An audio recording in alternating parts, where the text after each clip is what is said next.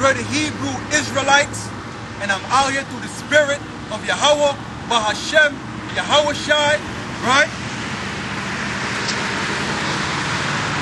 Wake up, people of Negroid and Indian descent. You make up the 12 tribes of the nation of Israel, and I'm out here for y'all, all right?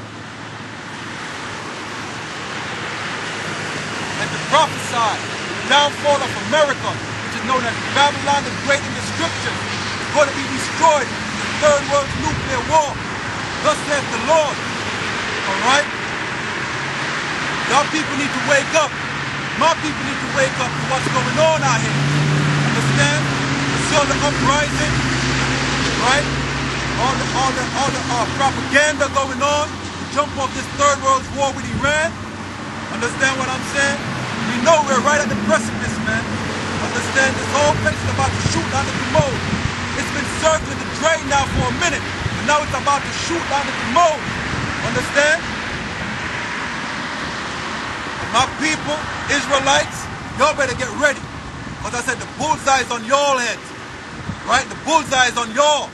The red dot or the inf beam, whatever you call it. It's on your heads. Alright? We'll start off with a scripture.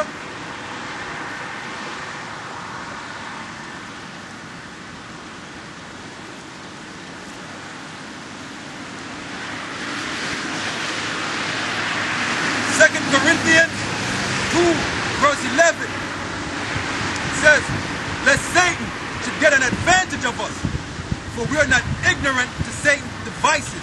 Alright, it says, lest Satan should get an advantage of us, for we are not ignorant to his devices. Alright, that's how Satan will get advantage of us, through his devices. What's his devices? Alright, for example, King Alfred Plan, Rex 84, Project Megiddo, the Mayak Report, and now Khan Plan 3502. These are his devices along with his legislation, right? And his executive orders, right? All these combined together give him power to lock down the waterways, the airways, and these roads, right? They're going to cut off your communication, your cell phone, no plane leaving, all right? No flights coming in or out, all right? That's what his devices does. Gives them legal right to shut down the country and round us up. Alright? We're not ignorant to Satan's devices. But if you do a little research, you will see what it is. Understand? Let's go into 1 Peter.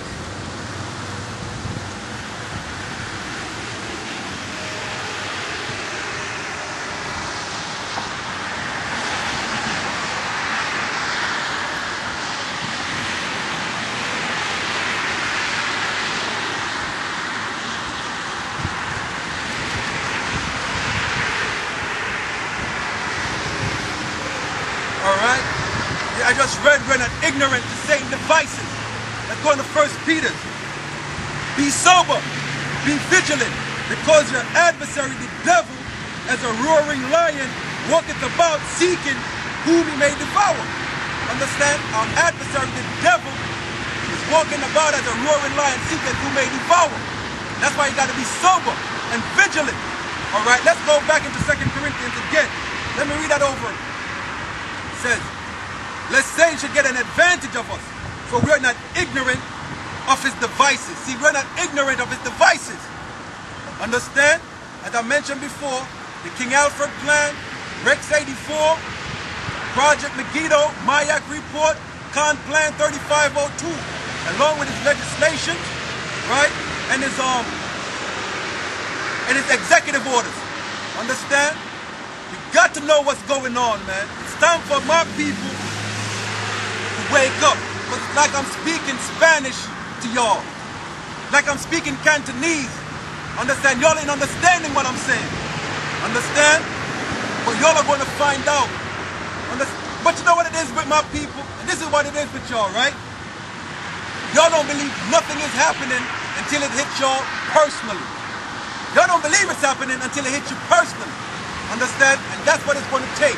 When this stuff comes at your doorstep, come knocking your door down, that's when you're going to know and understand what I've been out here telling y'all all this time. That's when you're going to get it. Alright? What other contingency plan do we have? Right? Let's go to Revelation, the 13th chapter.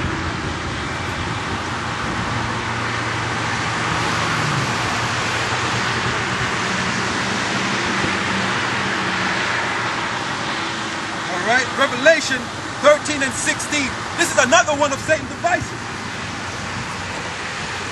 Right? The mark of the beast. This is another one of Satan's devices, man. The microchip, the biochip, the RFID chip. Another one of Satan's devices. All right? Understand? You can't be ignorant to his device. Understand?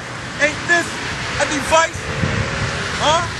Ain't this microchip a device? You can't be ignorant to Satan's devices, man. Understand? In fact, Revelation 13, verse 16. And he calls us all, both small and great, rich and poor, free and bond, to receive a mark in their right hand and in their forehead. So he calls it all. All, and it means all. Ain't the animals even getting this RFID chip right now? Even down to the animals are getting this RFID chip. Ain't that something? He calls it all to get it. So even the animals are getting this chip, man. Understand? Matter of fact, if you want a pet, if you want to go adopt a pet, the pet you're going to adopt already comes with the microchip in it. They already implanted the microchip in your pet, whether it's a cat or a dog. Right? They already got this chip implanted in it. This little chip, which you see right here, is about the size of a grain of rice, and it's covered with this biocompatible glass. We're actually not going to use this whole thing. It's going to be the little tiny grain that's inside of here, and that is going to be inserted underneath your dog's skin. Now, your veterinarian will place it right up here at the base of the neck, right by the shoulder blades, and it's going to stay right in that area. And because it doesn't cause any inflammation or irritation, your dog's not even going to know it's there.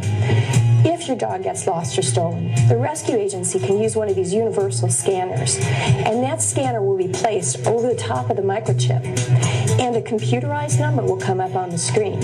The rescue agency can then call the company and find out the information about you and about your pet so that the two of you can be reunited. A little bit of background information here. Microchips are readily available in this country, and pretty much every shelter, every veterinarian, every rescue league is scanning the animals that come in with the chips, just so that you can see what these things look like. Oh, it's okay, sweetie. Good girl. This is an actual microchip here. It's just a little bit bigger than a grain of rice. And the way it works is you scan over it, and the scanner pops up with this number. And so if they've scanned your dog and they have this number, then they're going to call. There's a 24/7 registry. They're going to call and give them this number, and the owner of the chip is going to get a call and say, hey, we've got your dog, or in this case, keychain. As far as Sadie is concerned, when this is used to scan her, all you do is just go over her back like this with it, and you can go right over the top of the little bandana, or if she was wearing a sweater or something, and that little beep says that she's got a chip. So Sadie's owner would get a call and say, hey, we found Sadie, and we'd come and get her. It's a marvelous thing for dogs and cats to have this ID that they can't lose. It is also all across the country used in technology here, so that the dogs that have microchips are being returned to their owners at a very high rate. That tells you that this microchip shows ownership. Microchip shows ownership. It shows that if that pet you have runs off, what is it saying? They know who the owner is. They know who the owner is. Understand? So that's telling you the microchip, it does show ownership. Understand what I'm saying? Show who owns it, man. Understand? And if you get this microchip, it's going to show who owns you, which is the Rothschilds. You're owned by the Rothschilds, right? Let me read that again.